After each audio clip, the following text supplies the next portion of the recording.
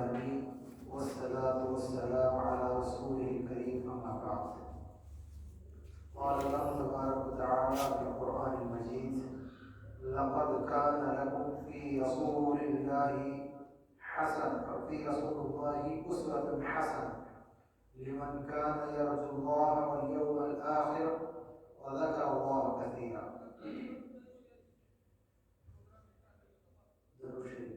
اللهم صل على محمد وعلى آل محمد كما صليت على إبراهيم وعلى آل إبراهيم إنك حميد مجيد. اللهم بارك على محمد وعلى آل محمد كما باركت على إبراهيم وعلى آل إبراهيم إنك حميد مجيد.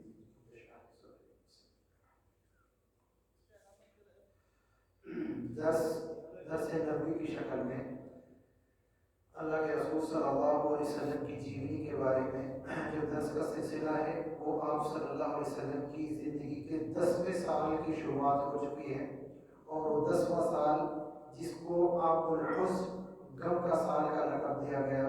آپ کے سامنے پچھلے درس میں یہی چیز آخری بیان کی گئی تھی کہ اللہ کے رسول صلی اللہ علیہ وسلم کو کیسے غم سن 10 نبوت میں لاحق ہوئے تھے، کیسی پریشانی آپ صلی اللہ علیہ وسلم کو آئی تھی.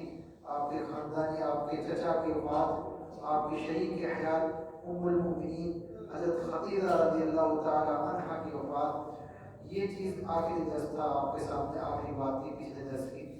آج ہم جو بیان کا جس سے شروعات ہو رہی ہے بیان کی، وہ ہے مسلمانوں کا ابتدائی جو دور تھا، کچھ اس کے اندر جو ثابت قدمی تھی اس کے کیا اسباب تھے کہ جو مسلمانوں کے اندر اتنی ہمت اور اتنی قوت اور اتنی طاقت آئی کہ الحمدللہ ایسی مصیبتوں پر، ایسی پریشانیوں اور ایسے مظالم کو برداشت کر صبر کیا. آخر کیا وجوہات ایسی تھی کہ جو اس مقام تک پہنچے. آپ نے ظلم کی ایک لمبی داستان سنی کہ کس طریقے سے ظلم کیا گیا نبی کی شان میں، نبی کو کس طریقے سے پریشان کیا گیا. تو ان کی وجوہات کیا تھی وہ ہم آپ کے سامنے بیان کریں گے. تو سب سے پہلے وجہ جن چیزوں پر مسلمانوں نے صبر کیا، ان میں سب سے پہلی وجہ سبب جو تھا ان میں سب سے پہلا سبب تھا اللہ تبارک تعالیٰ کی ذات واحد پر، اللہ تعالیٰ کی ذات واحد پر ایمان کی، ایک اکیلے رب پر ایمان لے کر آئے اور اللہ کی حقیقی معرفت، اللہ تعالیٰ کی حقیقی پہچان ان کو نصیب ہوئی. انہوں نے دل سے اللہ تعالیٰ کو قبول کیا اور اللہ کی حقیقی معرفت بولتے دل سے رب کو پہچانا، ان کے حقوق کو کہ رب کیا ہوتا ہے اور ہم اس کی مخلوق ہیں، ہمارا مقام کیا ہے. اور جب انسان کے دل کے اندر رب کی ربانیت بیٹھ جائے، رب کی سچی محبت بیٹھ جائے، تو پھر دنیا کا کتنی بڑی مصیبت اور پہاڑ جیسی پریشانی کیوں نہ ہو وہ بھی پانی لگتی ہے. انسان جو معمولی سا ہوتا ہے مٹی کا بنا ہوا، وہ انسان پہاڑوں سے ٹکرا جاتا ہے، وہ انسان آگ میں کود جاتا ہے، وہ انسان اپنے جسم پر لوہے کے آلے چلوانا منظور کر لیتا ہے لیکن رب کی ربانیت اور وحدانیت کا انکار نہیں کرتا. تو سب سے پہلی وجہ صحابہ کرام کی جو اتنے زیادہ ظلم سے ہیں، جن کو سن کر کے، جن کو احساس کر کے ہر انسان کے رونگٹے کھڑے ہو جائے، دل کانپ اٹھے، تو ان ساری چیزوں کو برداشت کرنے اور ان پر صبر کرنے، ثابت قدم رہنے کی ایک وجہ رب العالمین کی سچی معرفت کو حاصل ہوئی. اور اس کے بعد دوسری وجہ تھی پرکشش کی عادت، یعنی قیادت بولتے ہیں لیڈرشپ. ان کو ایک ایسی لیڈرشپ حاصل ہوئی جو امام الانبیاء تھے، اشرف المخلوقات تھے. امت اسلامیہ کے لیے نہیں بلکہ ساری کی ساری انسانیت کے لیے تھے. صرف مسلمانوں کے لیڈر نہیں تھے، امام نہیں تھے، تمام کی تمام امتوں کے اور پوری انسانیت میں، چاہے وہ مذہب اسلام کے ماننے والے ہوں یا مذہب اسلام کے انکار کرنے والے ہوں، تمام کے لیے اس وقت بھی تھے اور اب بھی ہیں، آنے والے وقت میں بھی رہیں گے. ہم نے آپ کے سامنے سب سے پہلے درس کے اندر ایک تحقیق پیش کی تھی کہ مائیکل ہارٹ جو یہودی تھا، جو مسلمانوں کے سب سے زیادہ دشمن ہوتے، سب سے خطرناک دشمن، تو اس نے کتاب لکھی تھی دنیا کی، جب سے دنیا شروع ہوئی ہے اس وقت سے جو دنیا کے فیمس مشہور آدمی تھے ان میں سب سے زیادہ पावरफुल, अकलमंद, होशियार, हिकमत और दानाई से पहले नंबर पर कौन सा इंसान आता है? हजरत आदम अलैहिस्सलाम से लेकर आखिर तक में जो उस वक्त तक हुए थे, उन्होंने जायजा लिया और अल्लाह के नबी से सख्त दुश्मनी होने, दिली नफरत होने की वजह बावजूद भी सबसे पहले नंबर पर अल्लाह के रसूल सल्लल्लाहु अलैहि वसल्लम को रखा। ये आज के मुशरिकीन का और आज के अहले किताब या आज के जो मुसलमान नहीं है उनका ये हाल है कि अपनी सारी दुश्मनी एक तरफ, फिर भी इस बात को तस्लीम करते हैं कि लीडर जिन्होंने कोई कॉलेज नहीं, कोई मदरसा नहीं, कोई उनका टीचर नहीं, जो बिल्कुल अनपढ़, उनका जब लिखना नहीं जानते थे, वो इतना बड़ा काम और इतनी बड़ी असर वाली शख्सियत थे कि जिसने पूरी की पूरी दुनिया के अंदर इख्तिलाफ पैदा कर दिया। तो अल्लाह के रसूल सल्लल्लाहु अलैहि वसल्लम की जो पुरकशिश की आदत थी, उस क़ियादत का नतीजा था जिसके अंदर सहाबा किराम परवरिश पा रहे थे, जिसके तहत सहाबा किराम की तरबियत हो रही थी। आप सल्लल्लाहु अलैहि वसल्लम के जो अखलाक थे, जो अखलाक करीमाना थे, जो आपका किरदार था, जो आपके शरीफ आदत और अतवार थे, और जो आप सल्लल्लाहु अलैहि वसल्लम की खसलतें आदतें थी, उनसे अपने तो दूर गैर जो मारने पर तुले, जिन्होंने इरादा कर रखा है कत्ल करें, वो भी खींचे चले आते थे। लोगों की तबीयतें, ऐसा मामला था कि लोग खुद ब खुद आप सल्लल्लाहु अलैहि वसल्लम आपकी तरफ खींचे चले आते थे। जैसे एक लोहे के लिए मकनातीस होती है, चुंबक जिसको बोलते हैं मकनातीस, लोग उसकी तरफ खींचा चलाता है। तो अल्लाह के रसूल सल्लल्लाहु अलैहि वसल्लम की शख्सियत ही के अंदर इतनी ज्यादा पुरकशियत थी, इतनी ज्यादा जातियत यानी कि इतनी ज्यादा मोहब्बत थी कि लोग खुद ब खुद खींचे चले जाते थे। तो दूसरी वजह मुसलमानों को साबित करने की ये थी कि पुरकशिश की आदत थी, एक अहम लीडरशिप जो आप सल्लल्लाहु अलैहि वसल्लम को मिली थी। और उस अहम लीडरशिप के वाक़यात भी आपने सुने, जो दूसरों ने माने, आपको सादी को अमीन माना, आपको सच्चा माना, और हर तरीके से आपकी किसी बात का इनकार नहीं किया, बल्कि हर चीज पर यकीन किया। अबू जहल तक आदमी क्या कहता था कि अबू जहल कहता कि मोहम्मद, हम तुम्हें झूठा नहीं कहते, तुम तो अमीन हो, तुम तो सच्चे हो, बल्कि हम तो जो कुछ तुम लेकर आए हो उसकी तकसीब करते, उसको झूठा कहते हैं। फिर अल्लाह ताला ने भी इसका जवाब दिया कुरान मजीद के अंदर, फ़इन्नहुम ला युकज़्ज़िबूनका वलाकिन्न ज़ालिमीन बिआयातिल्लाहि यजहदून, कि ये लोग आपको नहीं झुठलाते, बल्कि ये जालिम लोग तो अल्लाह की आयत का इनकार करते हैं। तो ये मुशरिकीन मक्का ने उसका इकरार किया था, वो जो सरदार थे अबू जहल, उसने इसका इकरार किया था। और उसके अलावा भी बेशुमार वाक़यात थे, जैसे कि अल्लाह के रसूल सल्लल्लाहु अलैहि वसल्लम एक मरतबा जब काबा का तवाफ कर रहे थे, आपने सुना पिछले दर्स में, और सामने लोग मुशरिकीन मक्का के जो सरदार से बैठे थे, उन्होंने आपको लान तान कर दी। एक मरतबा बुरा भला कहा आपको, दूसरी मरतबा कहा, तीसरी मरतबा कहा, तो तीसरी मरतबा आप सल्लल्लाहु अलैहि वसल्लम ने बड़े सख्त अल्फाज में गुस्से होकर क्या कहा था उससे कि मैं तुम्हें ज़िबह करने के लिए आया हूँ। जैसे ही ये लफ्ज़ आप सल्लल्लाहु अलैहि वसल्लम की ज़बान से निकला, फौरन सबके चेहरे के रंग हो गए, सबके दिल घबरा गए, और आपकी तारीफ करने लगे, आपकी चापलूसी करने लगे, ए अबुल कासिम आप तो बड़े नेक हैं, दीनदार है, रहमदिल है, आप ऐसी बददुआएं ना दें, आपको ऐसा ना कहें। तो ये आपकी शख्सियत का असर था कि जो बात निकलती थी उस पर मुकम्मल यकीन रखते थे। इसी तरीके से आप सल्लल्लाहु अलैहि वसल्लम को जब हालत सज्जा के अंदर एक मरतबा अक़बा बिन मुईद ने और दीगर लोगों की मशवरे से मदद से उजड़ी डाल दी थी, तो उस वक्त जब आप सल्लल्लाहु अलैहि वसल्लम ने सर उठाया और उसके उठाने के बाद में जब उनके ऊपर बद्दुआ की, तो सब हंस रहे थे, और हंस भी कैसे रहे थे बताया, ठट्ठे मार के एक दूसरे के ऊपर गिर गए।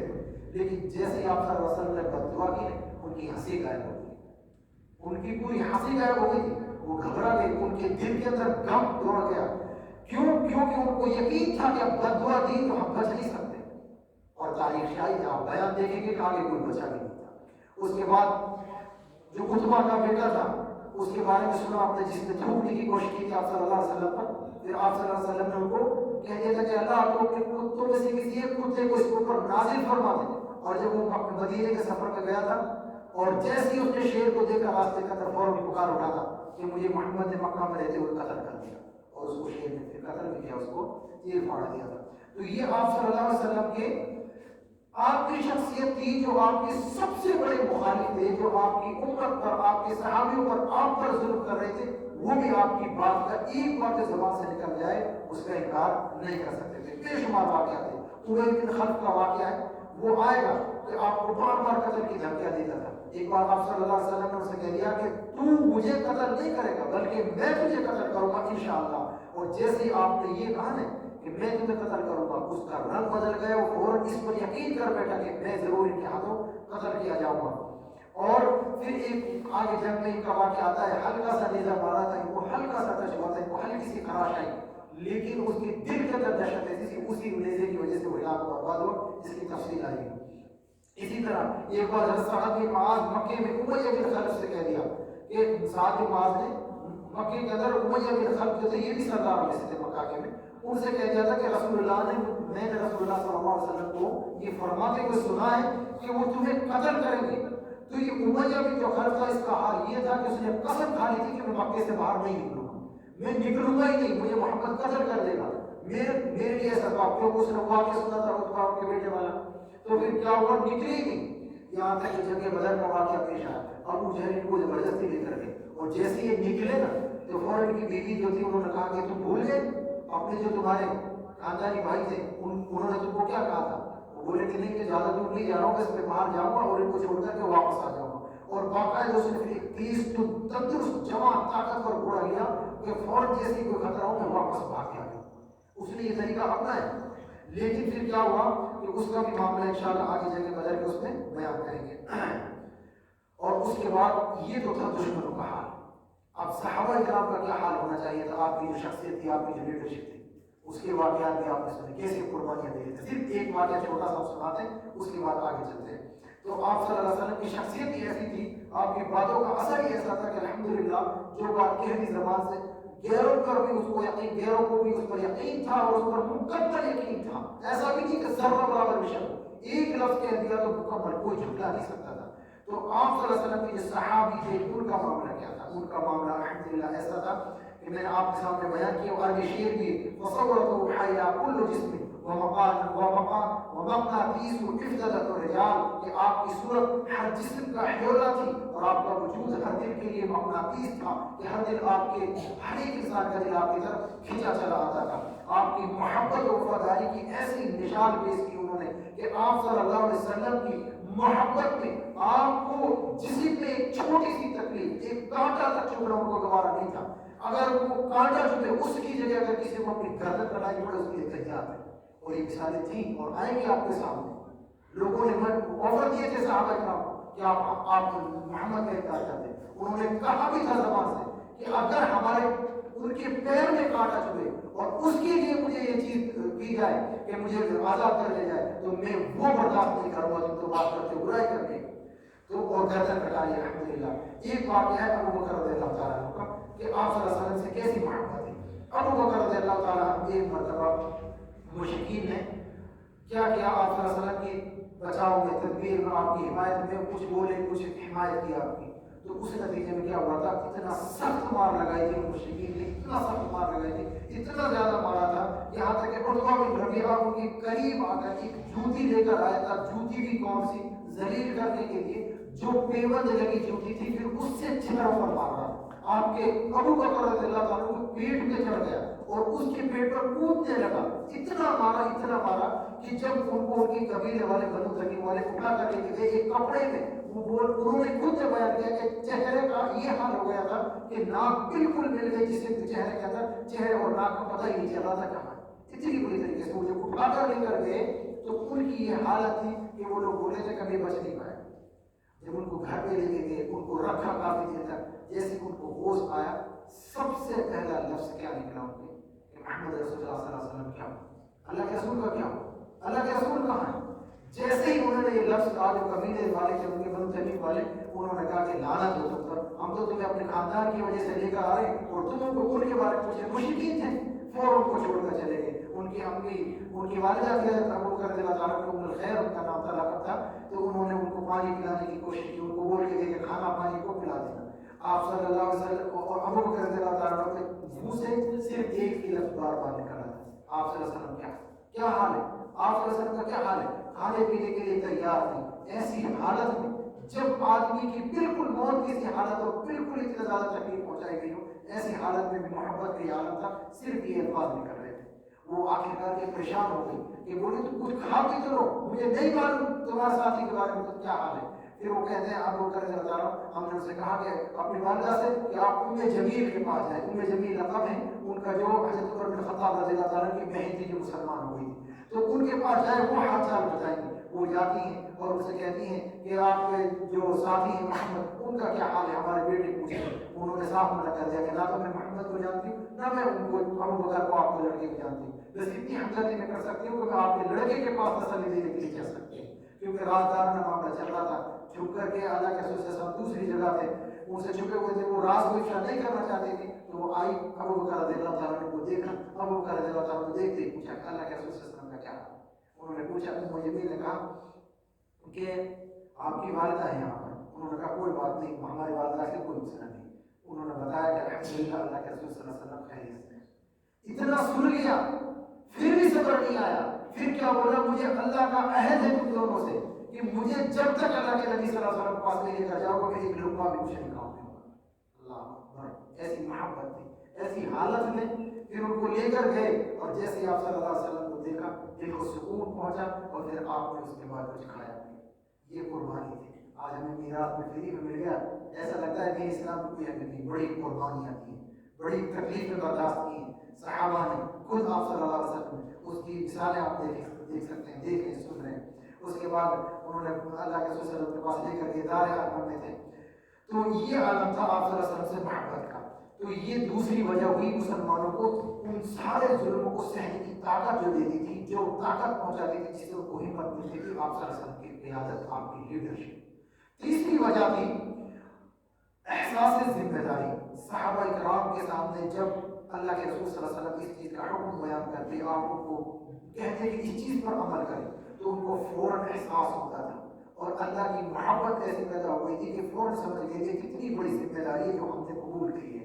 ایسا ہی نہیں کہ قبول کر کے چھوڑ دیں. اگر ہم نے ذمہ داری کو ادا کرنے میں ذرا برابر بھی کوتاہی کی تو نسلوں تک اس کا نقصان پہنچے گا.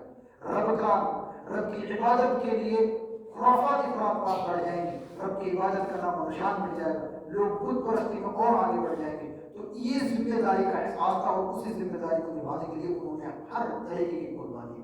وہ آپ لوگ دیکھیں ہیں کیسے کیسے قربانی.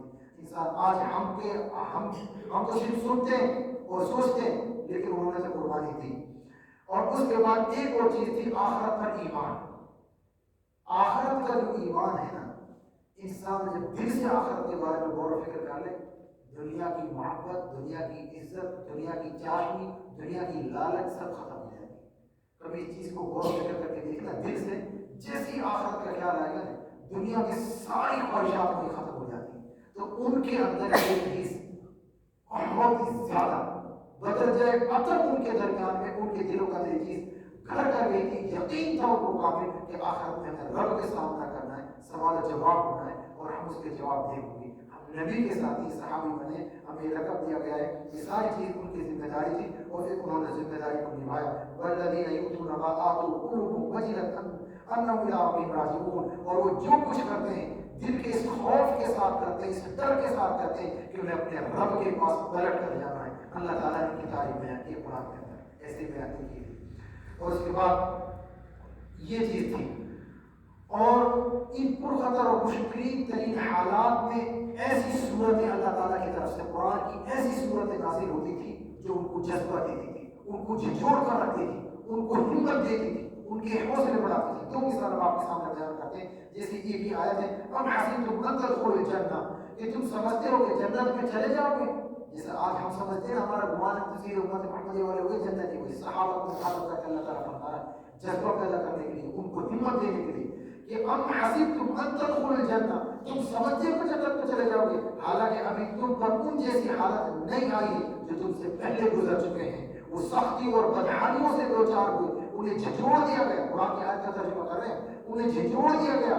یہاں تک کہ رسول جو لوگ، وہ رسول جس پر وہ ایمان لے کر آئے تھے بول اٹھے، خود رسول بول اٹھے کہ متا رسول اللہ کی مدد کب آئے گی، اللہ کی مدد کب آئے گی. پہلے لوگوں کا یہ حال تھا. ان کو مثال دی گئی کہ پہلے لوگ اتنی ہمت والے تھے تو تم کیا سمجھتے ہو ایسے ہی جنت میں جائے گی، تم کو آزمایا جائے گا. صحابہ کرام اس سے اور ہمت والے ہوتے تھے کہ ابھی ہمارے اوپر یہ کچھ بھی آزمائش نہیں ہے. اس کے بعد دوسری آیت سنیے، اور اس کے بعد الف لام میم احسب الناس ان یترکوا ان یقولوا آمنا، کہ کیا لوگوں نے یہ سمجھ رکھا ہے کہ انہیں یہ کہنے پر ہی چھوڑ دیا جائے گا کہ آمنا، ہم ایمان والے ہو گئے، مسلمان ہو گئے، ہم نے ایمان قبول کر لیا، صرف یہ کہنے پر ان کو چھوڑ دیا جائے گا. ایسا نہیں ہے.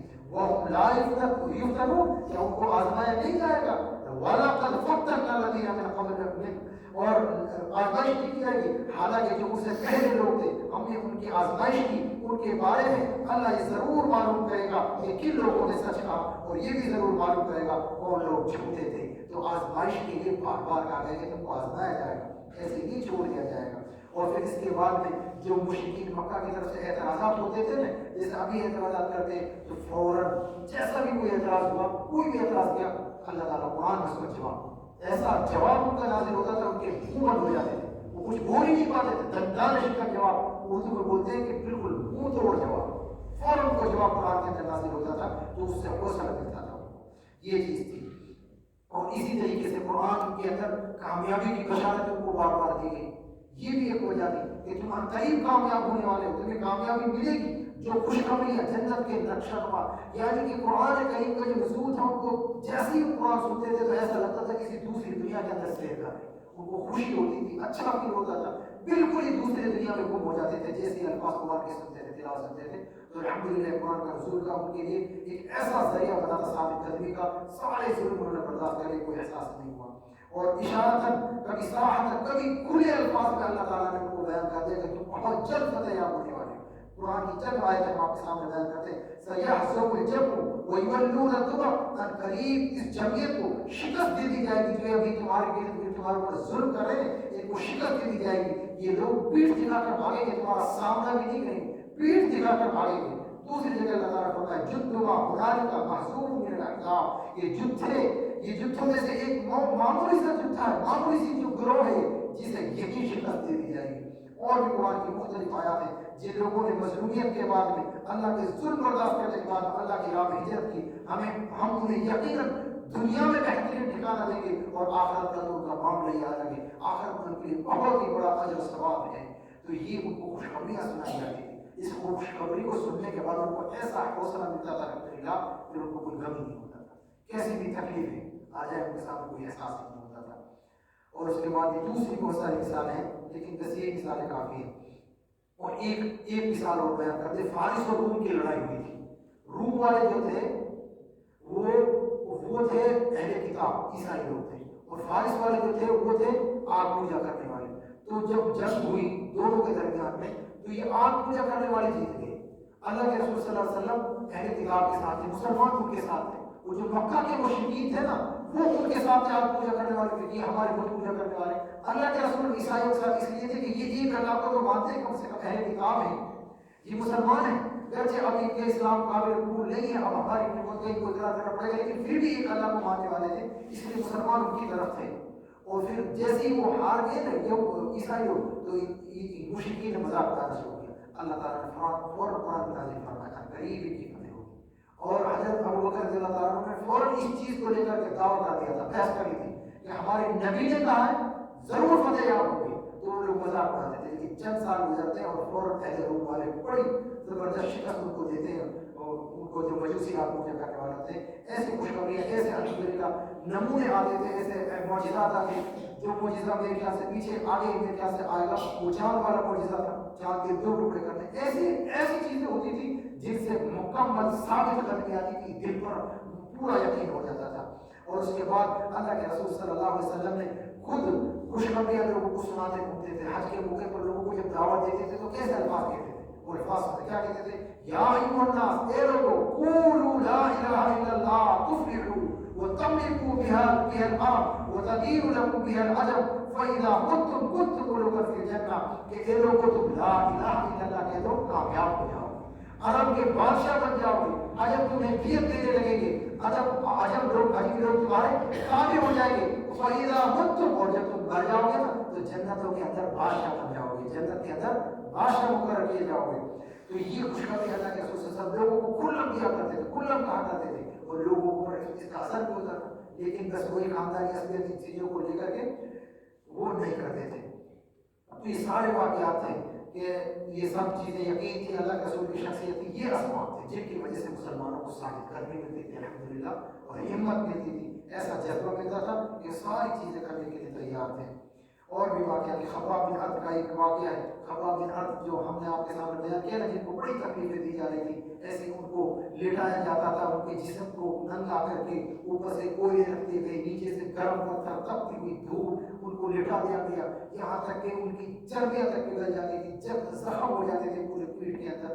ایسی حالت میں وہ اللہ کے رسول صلی اللہ علیہ وسلم کے پاس چلا گیا. اللہ کے رسول اللہ کی مدد کب آئی؟ اللہ کے رسول وہ بیان کرتے ہیں خباب بن عرد کہ اللہ کے رسول صلی اللہ علیہ وسلم اپنی چادر کا تکیہ لگا کے خانہ کعبہ کی دیوار کے ایسے ہی بیٹھے تھے. ہم گئے، ہم نے پریشان تھے، ہم نے کہا اللہ کے رسول کب آئی؟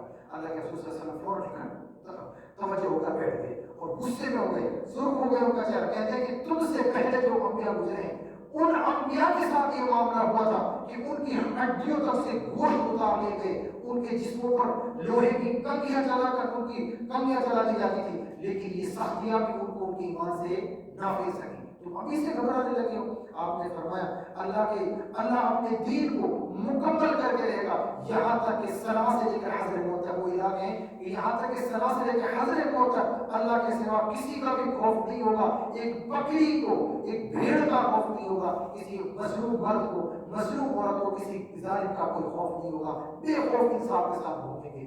یعنی اس میں خوشخبری تھی کہ قریب تمہیں ایسا چیز آئیں گی لیکن تم صبر کرو. تو یہ چیز تھا، یہ چیز ایسے جب الفاظ کہتے تھے تو لوگوں کو اور سارے ظلم اور آثار ساری چیزوں کو بھول جایا کرتے تھے. تو یہ چیز تھی، یہ اسباب تھے. تو یہ آج کا درس کا پہلا حصہ تھا کہ جو کون سے اسباب تھے جو مسلمان ایسے باہمت اور صادق بنے.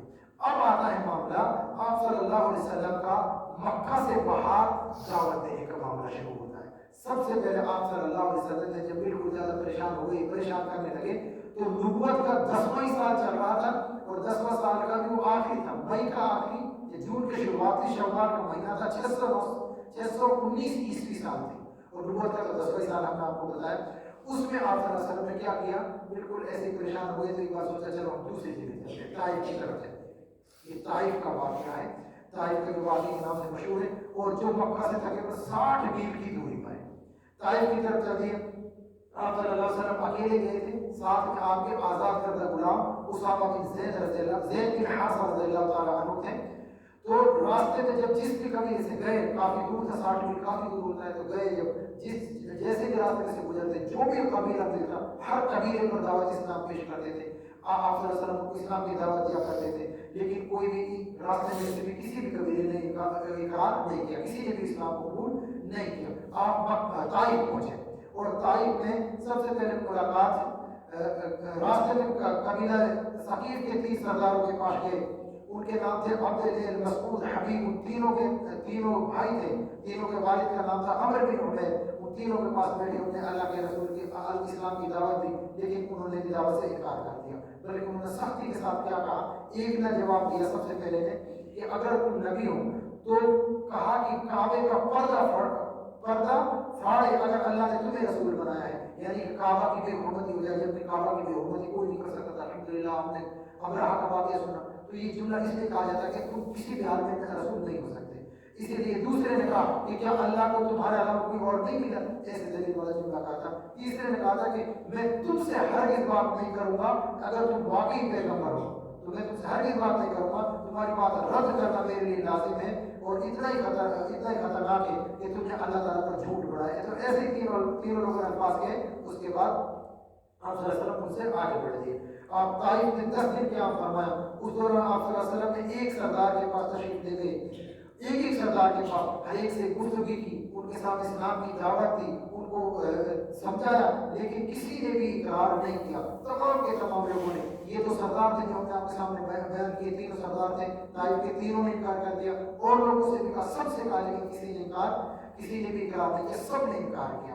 پھر آپ صلی اللہ علیہ وسلم نے سوچا کہ اب نہیں مان رہے تو واپسی کے لیے آتے ہیں. تو جیسے ہی واپسی کے لیے آپ نے ارادہ کیا تو ان لوگوں نے انکار پر ہی بس نہیں کیا، بلکہ انہوں نے جو اپنے ان کے چھوٹے بدماش لوگ تھے ان کو پیچھے لگا دیا کہ ان کو پریشان کرو، ان کو گالیاں دو، ان کو برا بھلا کرو. تو وہ سارے لوگ آپ کو پریشان کرنے لگے اور پریشان بھی ایسے کرنے لگے کہ آپ گلی سے گزر رہے تھے، دھیرے دھیرے اکٹھے ہوتے گئے، بھیڑ ہو گئی پوری، گالیاں دے رہے تھے اور گالیوں پر ہی بس نہیں کیا، پھر پتھر مارنے لگے، ڈھیلے پھینکنے لگے آپ صلی اللہ علیہ وسلم پر. اسامہ بن زید کہتے ہیں کہ جیسے ہی پتھر مارنے لگے تو میں آپ صلی اللہ علیہ وسلم، زید بن حارثہ نام ہے، یہ اسامہ بن زید بار بار اس لیے نکال رہا ہے، یہ ان کے بیٹے ہیں، یہ بھی آپ صلی اللہ علیہ وسلم کے غلام ہیں، اس کی غلامی میں سے تھے.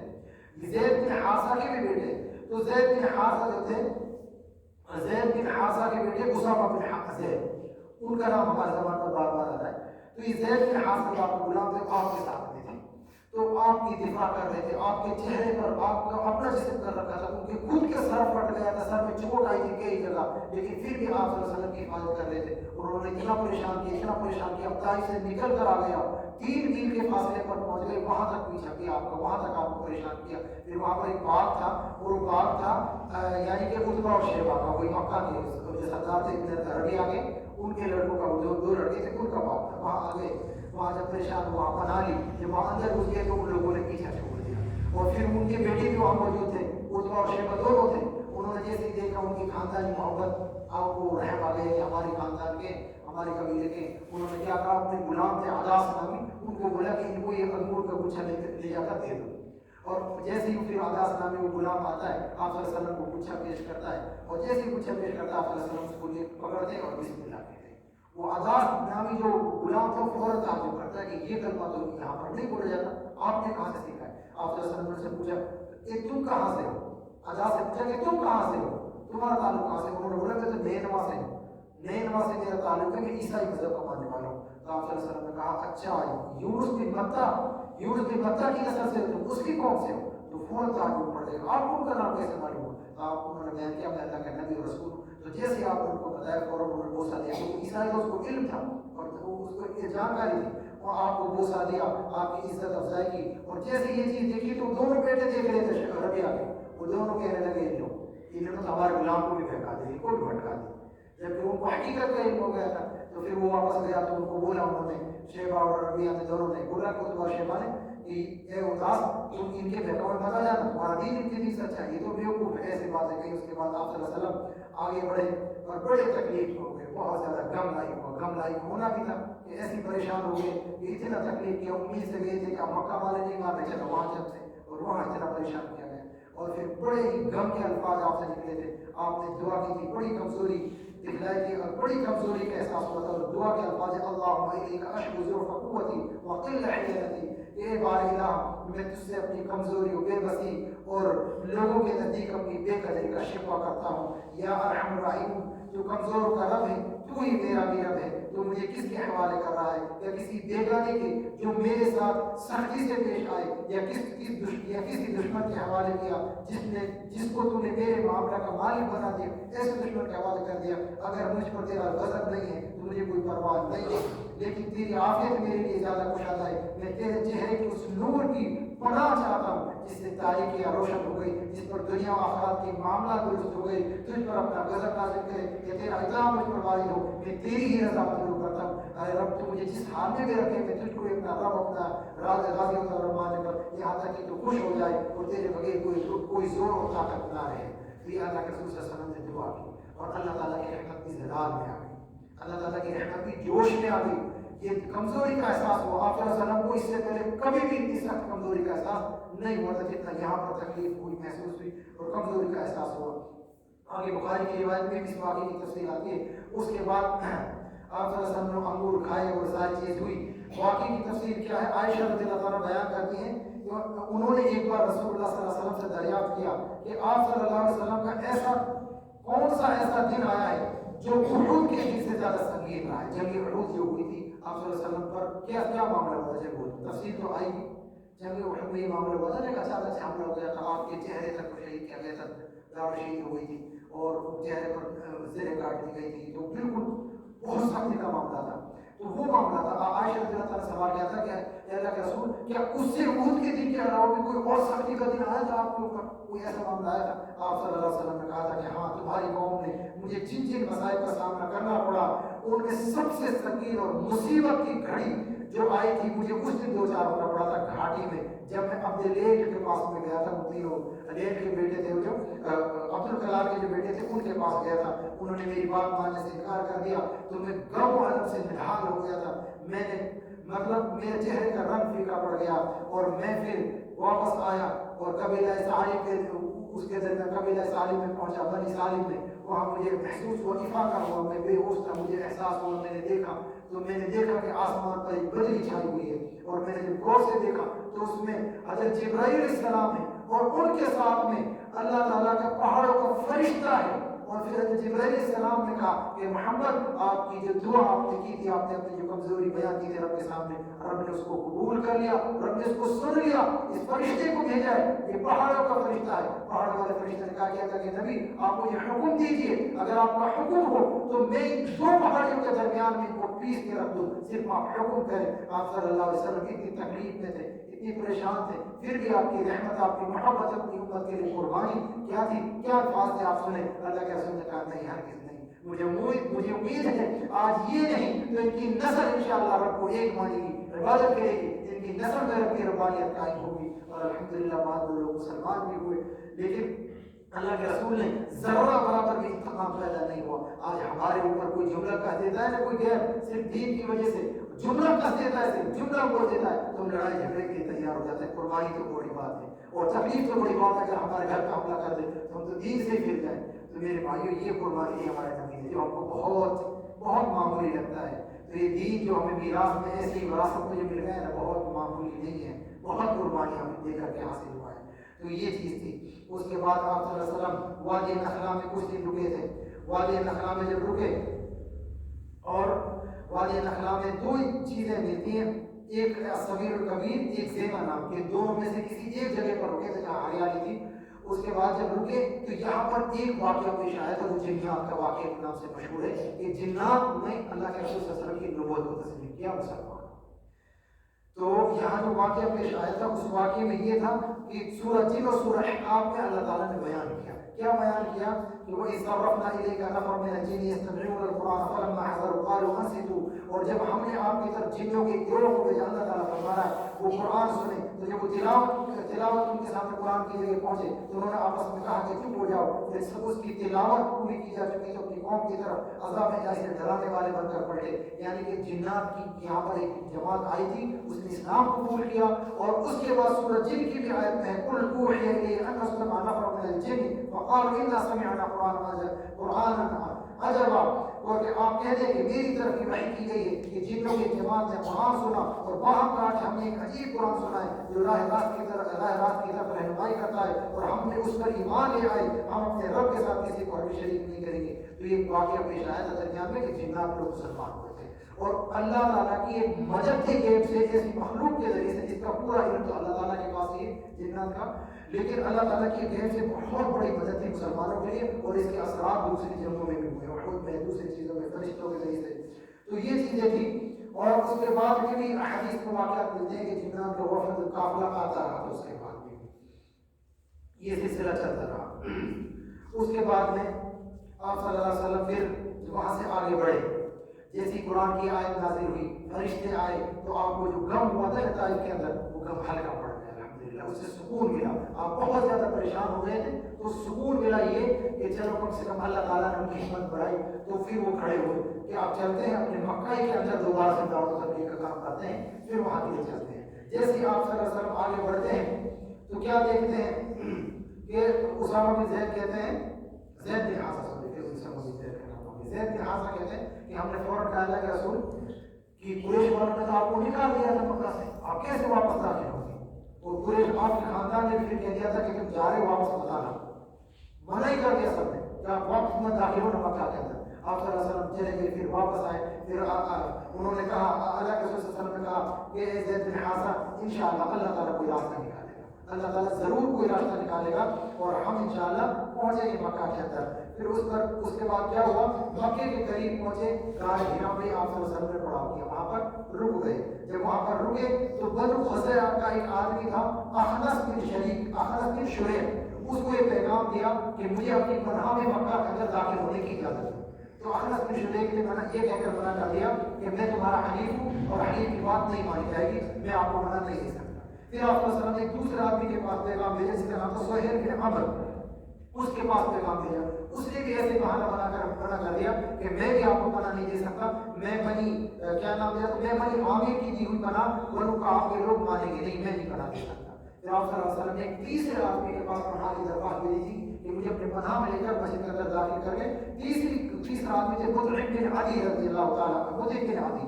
تو ان کے پاس میں پیغام بھیجا، مطعم نے فوراً ہاں کر لی.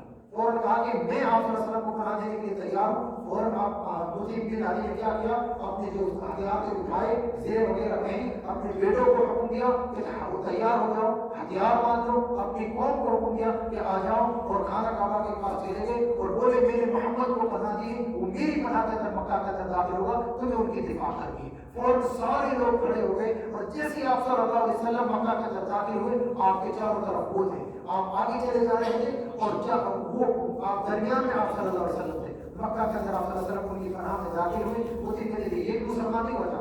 جیسے ہی داخل ہوئے, اس کے بعد کھانا کا فوراً مطعم بن عدی نے اعلان کیا کہ اے لوگوں سن لو, میں نے محمد کو پناہ دی. وہ نبی دعا تھی جسے میں نے محمد صلی اللہ علیہ وسلم کو پناہ دیے, تو لوگ سن لو میں نے محمد کو پناہ دیے. لوگوں نے تعجب سے دیکھا کہ انہوں نے کیسے پناہ دی, کسی کی ہمت نہیں ہوئی, جنگ ہو جاتی. فوراً اللہ کے رسول کی پوری ذمہ داری لے لی. اس کے بعد آپ صلی اللہ علیہ وسلم سیدھے مکہ کعبہ کے اندر گئے, حجر اسود کو بوسہ دیا, جمعہ دو رکعت نماز پڑھی, اور اس کے بعد فوراً اپنے گھر کی طرف پلٹ دیے. اور جب آپ گھر کی طرف گئے تو پوری فوج کو, پوری قوم والے تھے ساتھ میں گئے. آپ صلی اللہ علیہ وسلم یہاں تک کہ گھر کے اندر داخل ہو گئے. تو وہاں پر کیا ہوا, وہاں پر پھر کون ملا, جیسے آپ آگے بڑھے تو یہ ابو جہل سے ملاقات ہوگی. ابو جہل نے فوراً کہا کہ مطعم بن عدی سے, فوراً کیا کہا مطعم بن عدی سے کہ مطعم بن عدی یہ بتاؤ تم نے اس کو پناہ دی ہے یا تم اس کے پیروکار بن گئے ہو, یعنی تم مسلمان بن گئے ہو یا پھر تم نے ان کو پناہ دی. تو مطعم بن عدی کہتا ہے کہ میں نے ان کو صرف پناہ دی, میں اپنے دین پر ہوں. تو سیدھا ابو جہل نے کہا کہ ہم نے ان کو پناہ دی, اور اس سے سکون مل گیا کہ کہیں یہ مسلمانی ہو گیا تو ڈر ہو گیا تھا. تو فوراً انہوں نے کہا کہ ہم نے بھی پناہ دی, مطعم بن عدی کی پناہ کو ہم نے بھی مان لی. تو پھر اسی طریقے سے معاملہ یہاں پر رفع دفع ہوا, اور پھر آپ صلی اللہ علیہ وسلم نے اس احسان کو ہمیشہ یاد رکھا. مطعم بن عدی تو خود مسلمان نہیں ہوئے تھے, لیکن ان کے لڑکے تھے جبیر بن مطعم, وہ مسلمان ہوئے تھے, اور پھر رضی اللہ تعالیٰ عنہ مسلمان ہوئے تھے. یہ بڑے ہی بہت ہی زیادہ سخی انسان تھے. سخی کہتے ہیں یعنی کہ اللہ کے, یعنی کہ لوگوں کی خیر و بھلائی کے اور بہت زیادہ مال خرچ کرنے والے تھے. مثال کی پورے مکہ کے اندر تھی. تو جب بدر کا واقعہ پیش آیا تھا, یہ لوگ قید کر لیے گئے تھے, تو جبیر بن عدی جو تھا, جبیر بن مطعم, یہ مطعم کا لڑکا جنہوں نے پناہ دی تھی, تو اللہ کے رسول سے جو ان کے قیدی تھے, ان کے قبیلے کے, ان کے تعلق سے ان کو چھوڑ دیجیے, سوال کرنے گیا. تو اللہ کے رسول صلی اللہ علیہ وسلم نے کہا کہ اگر آج مطعم بن عدی میرے پاس ان کی پناہ لینے کے لیے, ان کی آزادی کے بارے میں بات کرنا تھا, تو میں بغیر کچھ لی ہوئی ان کو ایسے ہی چھوڑ دیتا. اس نے میرے ساتھ ایسا احسان کیا. تو اللہ کے رسول نے بھی اس احسان کو ان کو یاد رکھا تھا, بڑا احسان اس کا مانا تھا. تو اب یہ ایک تاریخ کا واقعہ ختم ہوتا ہے. اس کے بعد قبائل اور افراد اسلام کی دعوت کا سلسلہ شروع ہوتا ہے. 5 منٹ کا وقفہ رکھتے ہیں, چائے وغیرہ پینا آپ لوگ, جس کو وضو وغیرہ کرنی ہو تھوڑا سا چستی لے لیں, زیادہ نہیں, ان شاء اللہ 15-20 منٹ.